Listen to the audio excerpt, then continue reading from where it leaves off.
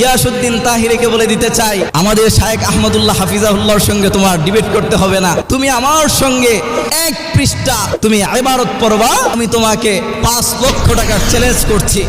1 পৃষ্ঠা নির্ভুলে যদি তুমি ইবারত পড়তে পারো, 5 লক্ষ টাকা তোমাকে আমি চ্যালেঞ্জ করছি। এখন আমার কথা হচ্ছে যে আপনি কথা বলেছেন, ঠিক আছে, আপনাকে আপনার এই সাহসকে আমি সুস্বাগতম জানাই, কিন্তু এখন কথা হলো যে আপনি এই কথাটি কেন অনলাইনে বলতেছেন? আপনি সরাসরি তাকে বলেন, আপনি ফোনে বলেন বা তার সাথে সাক্ষাৎ করেন, তাহলে আমি বুঝলেন, তাহলে আর বিষয়টি অনেক ভালো হতো না?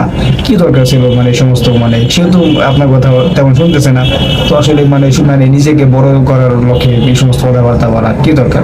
যদিও হ্যাঁ জানি যে তাকে সে অনেকটাই মানে বিভ্রান্তকর মানে আলোচনা করে তাহির সাহেব, সেটা আমরা জানি, কিন্তু এইভাবে একজন ব্যক্তিকে ছোট করা এটি আসলে ভালো? আর তাহির সাহেবকে লক্ষ্য করে যেটি বলবো যে আপনি যে এরকম মানে যে কোনো বিষয়ে করেন, আপনি কি মানে এটা বিষয়টি ভালো করে গবেষণা করেন না? আসলে এই সমস্ত বিষয়টি এখন মানে